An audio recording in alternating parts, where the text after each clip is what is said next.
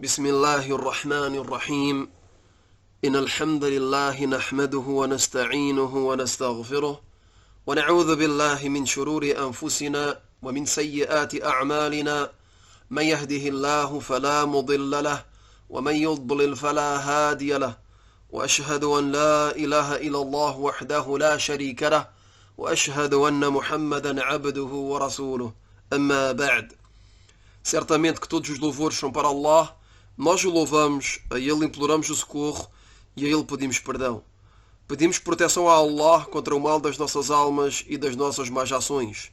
Aquele que Allah guia ninguém o pode desviar, e aquele que desvia ninguém o poderá guiar, e testemunho que não existe nenhuma divindade que tenha o direito de ser adorada, exceto Allah, o único sem parceiros, e testemunho que Muhammad é o servo e o mensageiro de Allah.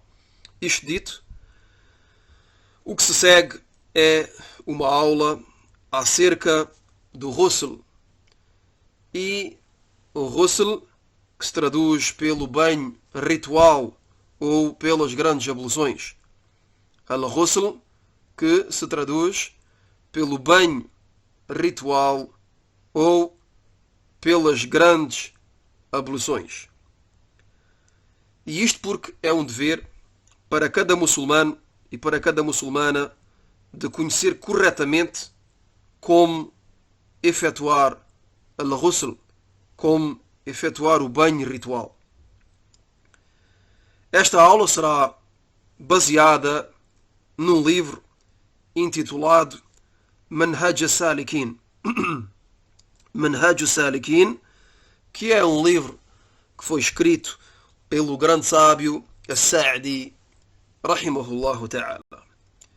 Então começamos pela definição do banho ritual, al-ghusl. E os sábios disseram que al-ghusl هو أن يفيض الماء على جميع البدن أو ينغمس فيه مع النية. A definição de al-ghusl, do banho ritual ou das grandes abluções, é o facto de derramar água sobre a totalidade do corpo ou de mergulhar na água, e isto com a intenção de fazer al-ghusl, e isto com a intenção de efetuar al-ghusl, o banho ritual. Sem esquecer, convém de sublinhar e de lembrar, sem esquecer al-istinshaq wal-madmada, sem esquecer o facto de fazer penetrar água no interior do nariz e da boca e de fazer circular a água no interior da boca e de fazer penetrar bem a água no interior do nariz e depois de fazer sair esta água da boca e do nariz. Extrair a água da boca e do nariz depois de a ter feito penetrar.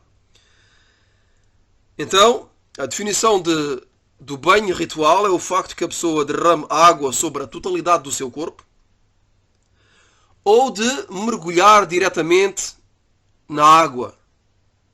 E isto tem de ser feito com a intenção de fazer o banho ritual. E a pessoa não pode esquecer de fazer penetrar a água no nariz e na boca, como foi dito.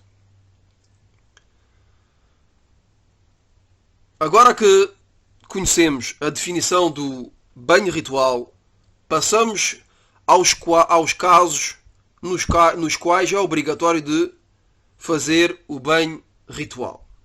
Passamos aos casos nos quais é obrigatório de efetuar o banho ritual. O primeiro desses casos é em caso de janaba. Em caso de janaba. E al-janaba é um estado de impureza.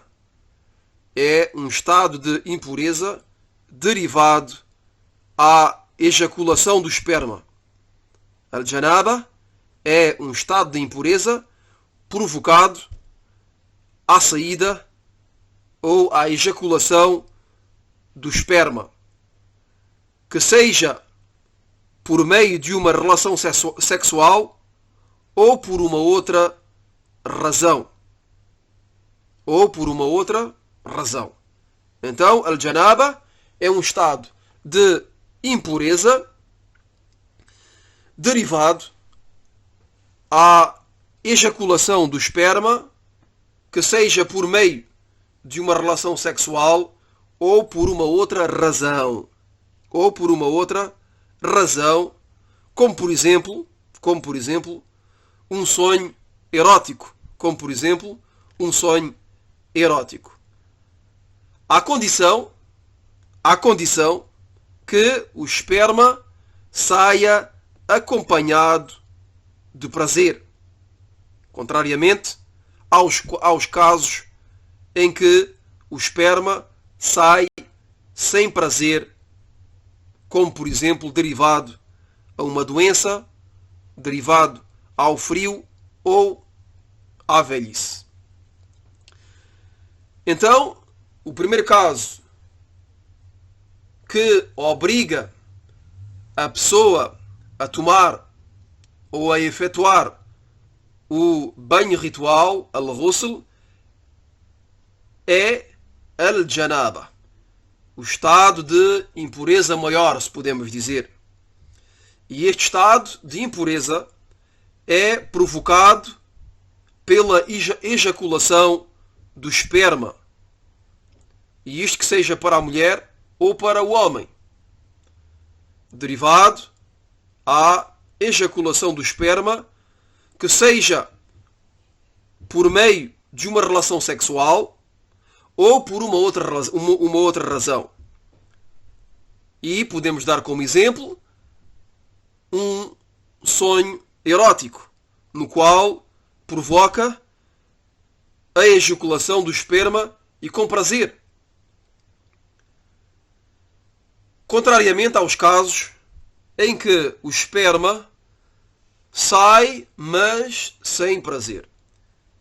E esses casos são, por exemplo, em caso de doença. Há pessoas em que o esperma sai, mas sem prazer. Sem prazer. Ou, por exemplo, derivado ao frio. Derivado a um grande frio, o esperma pode sair, mas sem prazer. Ou também derivado à velhice, o esperma pode sair, mas também sem prazer. Nestes casos, logo que o esperma sai sem prazer, não é obrigatório de fazer al-ghusl. Os casos nos quais é obrigatório de fazer al-ghusl são os casos mencionados em primeiro lugar, que é logo que o esperma sai com prazer, que seja por meio de uma relação sexual ou por uma outra razão, que é o exemplo de um sonho erótico. Mas também é obrigatório de efetuar al-ghusl, o banho ritual, derivado à penetração do órgão genital masculino no órgão genital feminino. Mas também é obrigatório de efetuar al-ghusl derivado ao coito sexual. Derivado ao coito sexual, que é a penetração do órgão genital masculino no órgão genital feminino. E isto mesmo que não resulte desta penetração a ejaculação de esperma. E isto mesmo se não resulte desta penetração, deste coito sexual, a ejaculação de esperma. Mesmo se a pessoa não ejacula, é obrigatório para ela de efetuar o banho ritual. E este é um ponto importante. É um ponto muito importante a conhecer, pois certas pessoas pensam erradamente que depois de uma relação sexual só é obrigatório de fazer o banho ritual se houver ejaculação. Há pessoas que pensam erradamente que depois de uma relação sexual só é obrigatório de fazer o banho ritual se houver ejaculação de esperma. E isto é errado, como foi dito anteriormente. E as evidências de que al-ghusl, de que as grandes abluções são obrigatórias para quem se encontra em estado de janaba, em estado de grande impureza, que seja derivado a uma relação sexual ou apenas derivado à ejaculação do esperma com prazer, e repito e sublinho, com prazer, é a palavra de Allah Jalla wa Ala. قال تبارك وتعالى وإن كنتم جنبا فاطهروا. Allah subhanahu wa ta'ala disse, de acordo com o sentido do versículo número 6 de Surat al-Ma'idah: e se estáis junub, então purificai-vos. E se estáis junub, se vocês se encontram em estado de janaba, em estado de grande impureza, então purificai-vos. Então purificai-vos.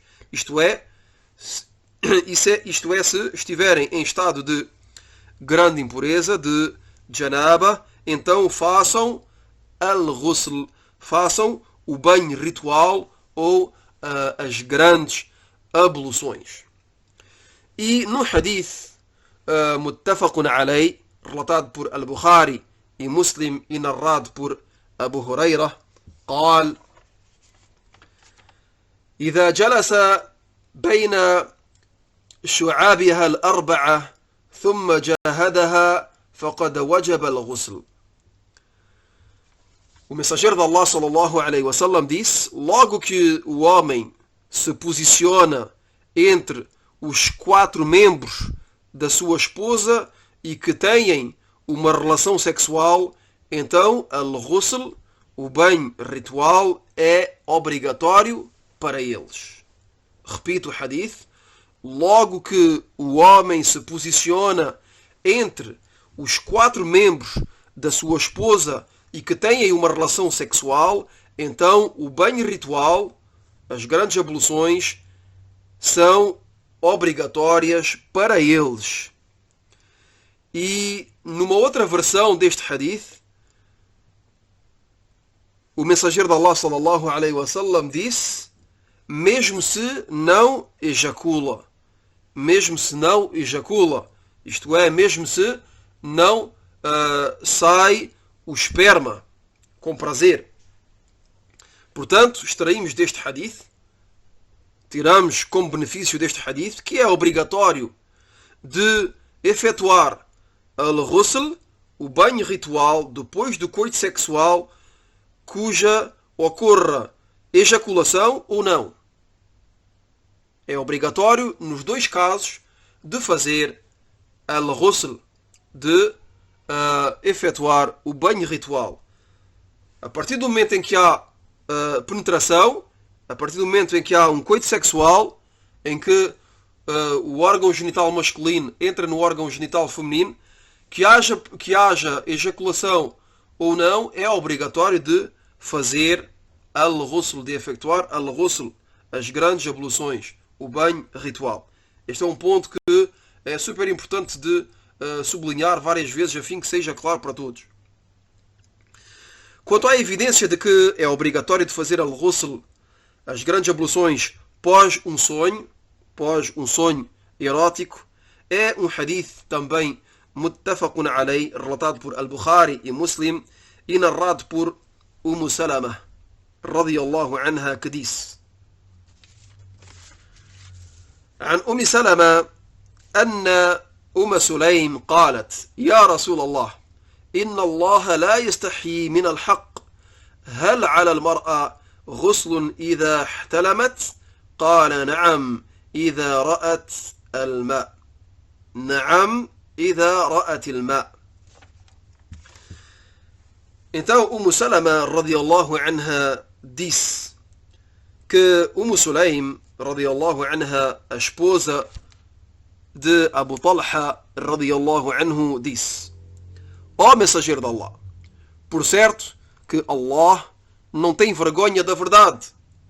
Será que é obrigatório à mulher de tomar o banho ritual isto é, de efetuar al-ghusl, as grandes abluções, depois de se tem um sonho erótico, isto é, depois de ter um sonho erótico, então o mensageiro de Allah, sallallahu alaihi wasallam, respondeu sim, se ver a água, isto é, se vê o seu esperma.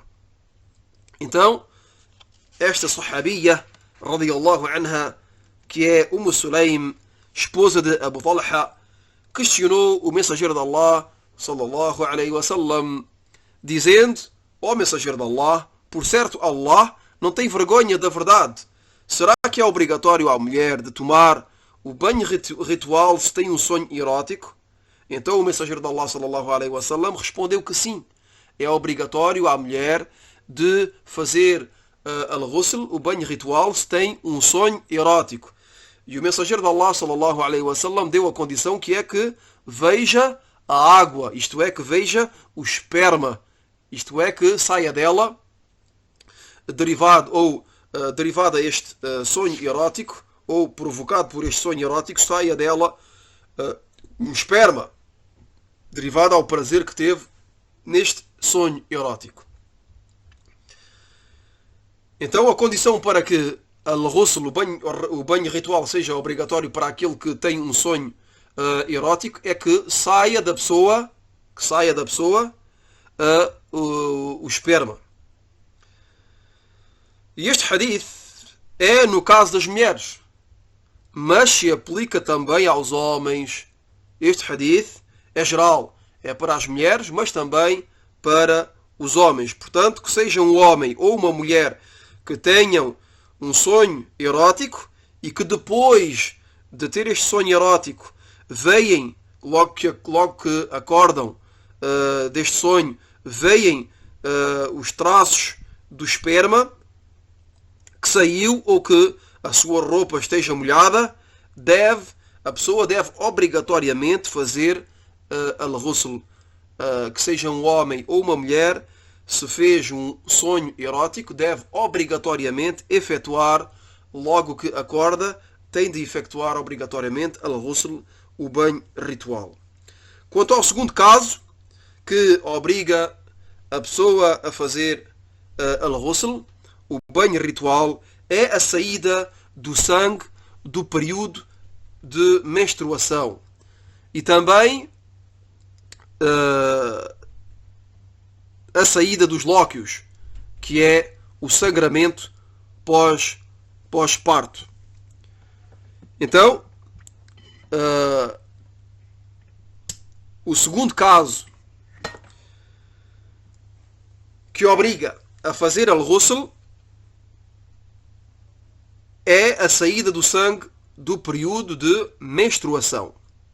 E também a saída dos lóquios, que é um sangramento pós-parto. E este caso é específico às mulheres. Portanto, a mulher que tem o período de menstruação ou que tem os lóquios, logo que o sangramento para, que seja o sangramento do período de menstruação ou o sangramento dos lóquios, logo que o sangramento termina, logo que o sangramento estanca, a mulher deve obrigatoriamente se purificar. A mulher deve obrigatoriamente tomar o banho ritual, fazendo as grandes abluções, al-ghusl. E a evidência é a palavra de Allah Jalla wa Ala. يقول الله تبارك وتعالى: ولا تقربوهن حتى يطهرن فإذا تطهرن فأتوهن من حيث أمركم الله. Allah subhanahu wa ta'ala disse, de acordo com o sentido do versículo número 222 de Surat al-Baqarah: e não se aproximem delas até que elas se purifiquem. E não se aproximem delas até que elas se purifiquem. Isto é, não tenham relações sexuais com as vossas esposas logo que elas estão no período de menstruação, até que elas se purifiquem. Isto é, até ao estancar do sangramento e de terem efetuado o banho ritual. Então o sentido deste versículo, e não se aproximem delas até que elas se purifiquem, o sentido é não tenham relações sexuais com elas. Não é o facto de se aproximar fisicamente. O sentido aqui é não tenham relações sexuais com as vossas esposas logo que elas estão no período de menstruação, até que elas se purifiquem. Isto é, até que o sangue estanque, pare de correr, até ao fim do sangramento, até ao estancar do sangramento, e depois de terem efetuado o banho ritual. Isto é, o sangue estanca, depois do estancar do sangue, a mulher efetua o banho ritual e depois disso é permitido ao homem de ter relações sexuais com a sua esposa. Antes disso é expressamente proibido. E é exatamente a mesma coisa para os lóquios. Os lóquios, o sangramento pós-parto, também é proibido de ter relações sexuais com a sua esposa durante esse período de tempo, logo que o sangramento ocorre. Depois do estancamento do sangramento dos lóquios, depois que a mulher que o sangue tenha estancado, a mulher deve efetuar o banho ritual e depois disso é permitido ter relações sexuais com ela. O terceiro caso no qual o banho ritual é obrigatório é em caso de morte. É em caso de morte. Isto é, o banho ritual mortuário, se podemos dizer assim. O terceiro caso no qual o banho ritual é obrigatório é em caso de morte. O banho ritual mortuário. E é obviamente, no caso que o defunto seja muçulmano. Então é obrigatório de fazer o banho ritual mortuário do defunto muçulmano. Exceção feita ao mártir, a shahid, pois o mártir não é lavado. Então, todos os defuntos muçulmanos, homens, mulheres, crianças, adultos, pessoas idosas, é obrigatório de lavar, de fazer al-ghusl, o banho ritual mortuário de todos os defuntos muçulmanos. Exceção feita ao mártir. Exceção feita ao mártir. A shahid não é lavado. O mártir não é lavado.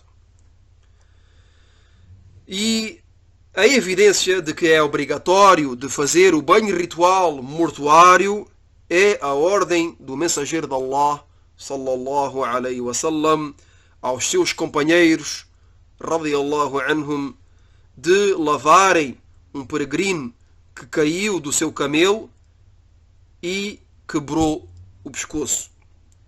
Então o mensageiro de Allah, sallallahu alaihi wasallam, lhes disse aos seus companheiros: "Irsiluhu bima'in wa sidr." A Nabi sallallahu alaihi wasallam ordenou aos seus companheiros de lavarem este peregrino que caiu do seu camelo e que quebrou o pescoço e que morreu.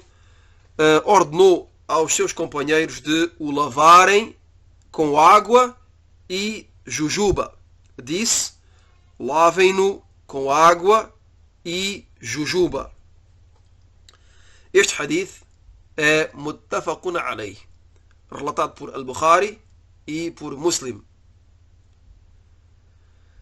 Quanto à evidência de que os mártires não são lavados, é um hadith relatado por Al-Bukhari e narrado por Jabir radiyallahu anhu, que disse que o profeta sallallahu alaihi wasallam قال idfinuhum fi dima'ihim. O mensageiro de Allah sallallahu alaihi wasallam disse: enterrem-nos ensanguentados.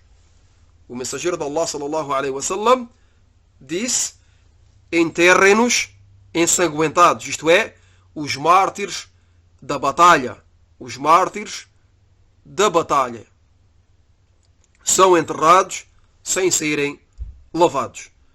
de acordo com a ordem do mensageiro de Allah, sallallahu alaihi wasallam, que disse: enterrem-nos, isto é, os mártires, enterrem-nos ensanguentados, isto é, sem serem lavados.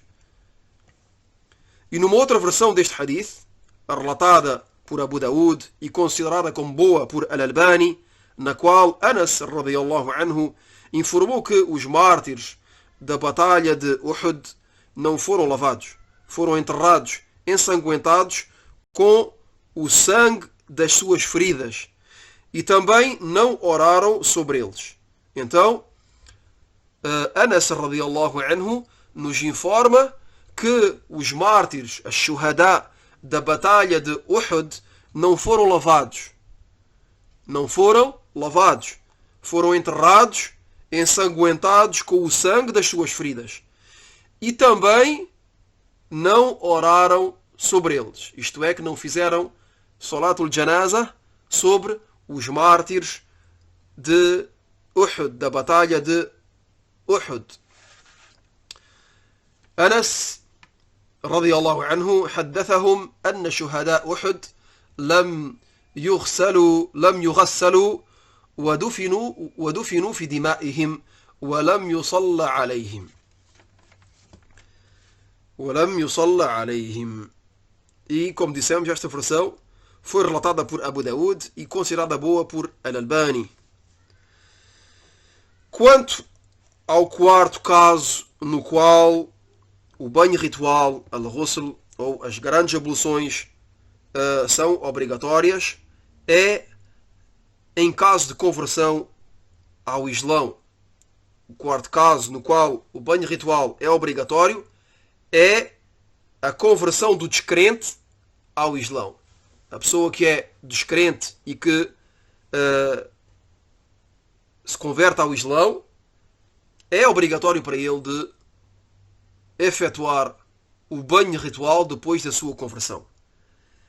E a evidência é um hadith relatado por Abu Daud, At-Tirmidhi e An-Nasa'i e considerado como autêntico por Al-Albani e narrado por Qais ibn Asim radiyallahu anhu, que disse: أتيت النبي صلى الله عليه وسلم أريد الإسلام فأمرني أن أغتسل بماء وسدر.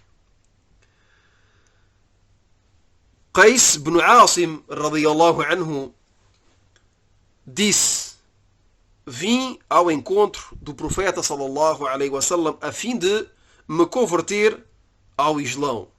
Então deu-me ordem de tomar um banho ritual com água e jujuba. Repito o hadith. Este sahabi, Qais ibn Asim, veio ao encontro do mensageiro de Allah sallallahu alaihi wasallam a fim de se converter ao Islão. Então o mensageiro de Allah sallallahu alaihi wasallam lhe deu ordem de tomar um banho ritual com água e jujuba. Passamos agora à descrição do ghusl. Passamos à descrição de al-ghusl, do banho ritual ou das grandes abluções. E aqui vamos fazer a descrição do banho ritual do profeta sallallahu alaihi wasallam, como nos foi narrado de maneira autêntica. Então passamos à descrição do ghusl do profeta sallallahu alaihi wasallam, que era a seguinte: começava primeiro por lavar o seu órgão genital. Começava, em primeiro lugar, por lavar o seu órgão genital. Depois fazia al-wudu, as pequenas abluções. Depois de ter lavado o seu órgão genital, o mensageiro de Allah sallallahu alaihi wasallam fazia as abluções de maneira completa. Fazia as suas abluções de maneira completa. Isto é, as abluções que todos fazemos para efetuar a oração. Logo que nos encontramos em estado de impureza menor. Logo que nos encontramos em estado de impureza menor, como é, por exemplo, depois de termos urinado, etc. Então, o mensageiro de Allah, sallallahu alaihi wasallam, primeiro lavava o seu órgão genital com a mão esquerda, quer dizer que derramava a água com a mão direita e lavava o seu órgão genital com a mão esquerda e depois fazia as abluções de maneira completa. De maneira completa. Isto é, começando pelas mãos, a boca e o nariz, a cara, as mãos até aos cotovelos, esfregar a cabeça e lavar os pés. Depois de ter terminado as abluções, deitava água 3 vezes sobre a sua cabeça. Deitava 3 vezes água sobre a sua cabeça. Depois derramava água sobre a totalidade do seu corpo. Depois derramava água sobre a totalidade do seu corpo e, por fim, deslocava-se um pouco e lavava os seus pés num outro local. Isto é, deslocava-se do local onde tinha feito as grandes abluções, ou o banho ritual, onde tinha tomado o banho ritual, para um outro local e lavava os pés. E aqui convém esclarecer como explicaram os sábios este hadith. Os sábios disseram que isto é, provavelmente, no caso em que o solo seja em terra ou em argila e que durante o banho os pés fiquem enlameados, derivado à mistura da água e da terra. Neste caso, é recomendável de se deslocar ligeiramente para um local seco e lavar os pés. Então, de maneira resumida, a pessoa que faz o seu banho ritual e que o solo sobre o qual se encontra é terra, como era o caso na época do mensageiro de Allah sallallahu alaihi wasallam, se a pessoa se encontrar sobre um solo que é em terra ou em argila e que logo que se está a lavar e que a água cai no solo, lhe suja os pés com terra, neste caso a pessoa se desloca para um local seco e lava novamente os pés a fim de ficar completamente limpo. Esta é a explicação que os sábios deram ao facto que o mensageiro de Allah sallallahu alaihi wasallam se deslocava do local onde tinha efetuado al-ghusl para lavar os pés. Caso contrário, e como estipularam os sábios, se o local onde a pessoa toma o seu banho ritual, caso contrário,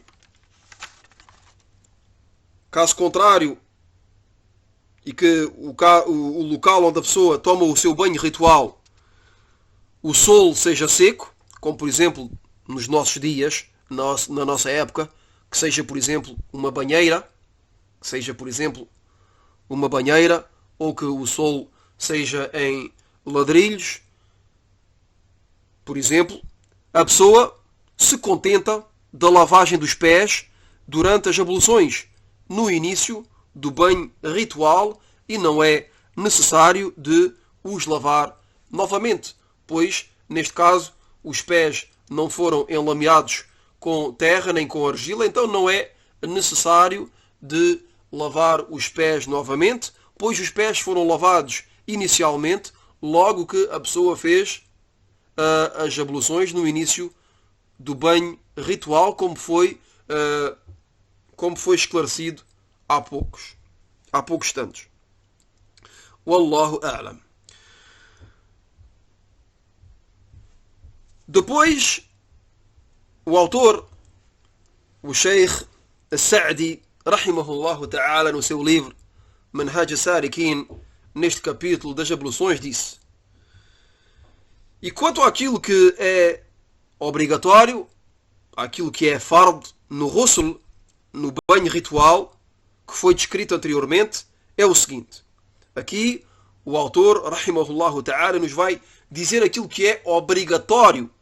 Aquilo que é obrigatório, pois no banho ritual há atos que são obrigatórios e outros que são recomendáveis.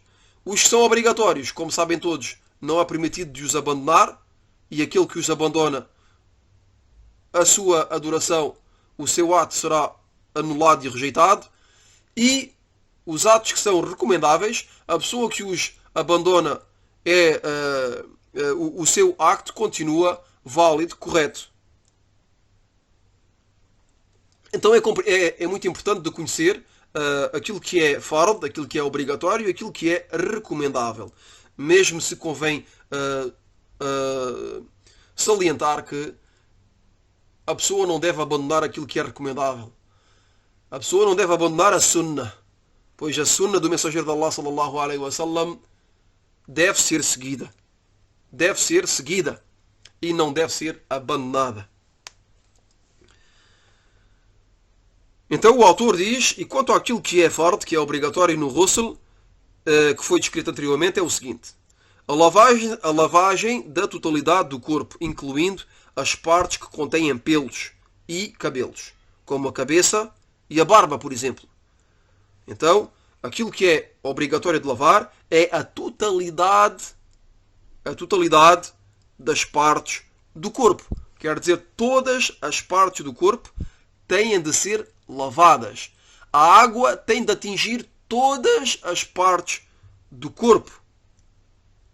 E o autor nos diz, incluindo as partes que contêm pelos e cabelos. Os pelos que são os pelos da barba, por exemplo, e os cabelos que são o cabelo da cabeça. Então, todas essas partes têm de ser lavadas. Então a pessoa tem de ter cuidado, por exemplo, a fazer penetrar a água nos seus cabelos. Da mesma forma que tem de ter cuidado a fazer penetrar a água no interior da sua barba. De maneira resumida, e para concluir, há duas maneiras de efetuar o ghusl. E convém de, volta atrás um pouco, a pessoa não tem de ter cuidado em não esquecer al-madmada wal-istinshaq. A pessoa tem de lavar todas as partes do seu corpo, incluindo o interior da boca e do nariz. A pessoa não deve esquecer essas duas partes que devem de ser lavadas, que são o interior do nariz e o interior da boca. E podemos dizer, por exemplo, uma pessoa que mergulha na água do mar com a intenção de fazer o banho ritual. A pessoa mergulha, ao mergulhar a água vai penetrar em todos os locais do seu corpo, mas a pessoa não pode esquecer dois locais muito importantes, que são o nariz e a boca. A pessoa tem de fazer al-istinshaq ou al-madmada logo que mergulha, por exemplo, no mar para fazer o banho ritual. Da mesma forma se o faz numa banheira. Então continuamos. De maneira resumida, e para concluir, há duas maneiras, duas formas de tomar o banho ritual, de efetuar o banho ritual, al-ghusl. A primeira, que é composta daquilo que é obrigatório e também daquilo que é recomendável. E esta é a maneira mais perfeita, mais completa e é a forma recomendável de efetuar o banho ritual. E a evidência é um hadith muttafaqun alayh, relatado por Al-Bukhari e Muslim, e narrado pela esposa do mensageiro de Allah, sallallahu alayhi wa sallam, Maymuna bint al-Harith, radiyallahu anha. قالت: وضع رسول الله صلى الله عليه وسلم وضوء الجنابة فأكفأ بيمينه على يساره مرتين أو ثلاثا ثم غسل فرجه ثم ضرب يده بالأرض أو الحائط مرتين أو ثلاثا ثم تمضمض واستنشق وغسل وجهه وذراعيه ثم أفاض على رأسه الماء ثم غسل جسده ثم تنحى فغسل رجليه. Maimuna bint al-Harith radiyallahu anha disse: preparei a água para que o mensageiro de Allah sallallahu alaihi wasallam faça al-ghusl, tome o banho ritual. Então lavou as suas mãos 2 ou 3 vezes. Depois introduziu a sua mão no recipiente. Depois deitou água sobre o seu órgão genital e o lavou com a sua mão esquerda. Depois esfregou bem a sua mão esquerda com terra, e isto a fim de a lavar. E como dizem os sábios, é permitido de utilizar sabão neste caso. Depois efetuou as pequenas abluções, isto é, efetuou as abluções, al-wudu. Depois deitou sobre a sua cabeça 3 punhados cheios de água e numa outra versão esfregou bem a cabeça a fim que a água penetre na raiz do seu cabelo. Depois lavou a totalidade do seu corpo. Depois deslocou-se do local onde estava e lavou os seus pés. Então esta é a maneira mais completa de fazer o banho ritual, de fazer al-ghusl. E esta forma reúne aquilo que é obrigatório e aquilo que é recomendável. Esta foi a forma de fazer al-ghusl do mensageiro de Allah sallallahu alaihi wa ala alihi wa sallam. Repito o hadith. Maimuna bint al-Harith radiyallahu anha disse: preparei a água para o mensageiro de Allah sallallahu alaihi wasallam, para que ele faça al-ghusl, para que ele tome o seu banho ritual. Então lavou as mãos 2 ou 3 vezes. Depois introduziu a sua mão no recipiente. Depois deitou água sobre o seu órgão genital e o lavou com a sua mão esquerda. Isto é, lavou o seu órgão genital com a sua mão esquerda. Depois esfregou bem a sua mão esquerda, a mão que utilizou para lavar o seu órgão genital, esfregou a sua mão com terra. E, como dissemos, é permitido de o fazer com sabão. Depois efetuou as pequenas abluções, efetuou al-wudu. Depois deitou sobre a sua cabeça 3 punhados cheios de água. E numa outra versão, esfregou bem a sua cabeça a fim que a água penetre nas raízes do seu cabelo. Depois lavou a totalidade do seu corpo. Depois deslocou-se do local onde estava e lavou os seus pés. Quanto à segunda maneira de efetuar o banho ritual, al-ghusl, é aquela que é composta unicamente daquilo que é fard, daquilo que é obrigatório, que é de lavar a totalidade do corpo, sem esquecer a intenção, e al-madmada, o facto de fazer penetrar água na boca e no nariz, e de a fazer depois sair, que é o facto de al-madmada, explicámos várias vezes, al-istinshaq, al-madmada, que é o facto de fazer penetrar a água na boca e de a fazer circular na boca e depois de expulsar a água da boca, e al-istinshaq, que é o facto de fazer penetrar a água no nariz, respirar a água e depois de a expulsar pelo nariz novamente. E isto é feito com uma mão só, com um punhado unicamente, como foi esclarecido noutras aulas feitas anteriormente.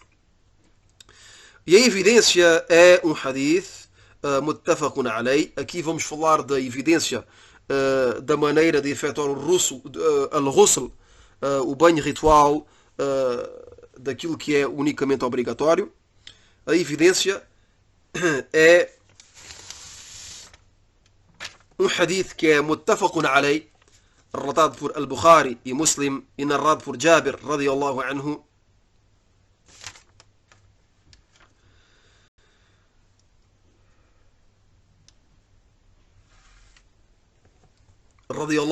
قال, na descrição do Rusul do profeta sallallahu alaihi wasallam, disse: o profeta sallallahu alaihi wasallam deitava 3 punhados de água sobre a sua cabeça e depois derramava água sobre a totalidade do seu corpo. Mas também há uma segunda evidência, que é um hadith relatado por Muslim e narrado por Salama, que disse que o profeta sallallahu alaihi wasallam lhe disse: veramente que é suficiente para ti de deitar sobre a tua cabeça 3 vezes. Veramente que é suficiente para ti de deitar sobre a tua cabeça 3 punhados de água e derramares água sobre o teu corpo. Desde então estarás purificada. Desde então estarás purificada. إنما يكفيك أن تحثي على رأسك 3 حثيات ثم تفيضين عليك الماء فتطهرين. إنما يكفيك أن تحثي على رأسك 3 حثيات ثم تفيضين عليك الماء فتطهرين. Então, o mensageiro de Allah sallallahu alaihi wasallam disse a Salama radiyallahu anha, lhe disse que é suficiente para ela, disse-lhe: é suficiente para ti de deitar sobre a tua cabeça 3 punhados de água e derramares água sobre o teu corpo. Desde então estarás purificada. Então vemos aqui a forma mais simples, que contém unicamente aquilo que é obrigatório durante al-ghusl, durante o banho ritual, que é o facto de, como o mensageiro de Allah sallallahu alaihi wasallam disse, de deitar água sobre a cabeça e de derramar água sobre a totalidade do corpo. Então, a partir do momento em que a água atinge a totalidade do corpo, incluindo a cabeça, a pessoa está purificada. Wallahu a'lam. Ficamos por aqui. سبحانك اللهم وبحمدك أشهد أن لا إله إلا أنت أستغفرك وأتوب إليك.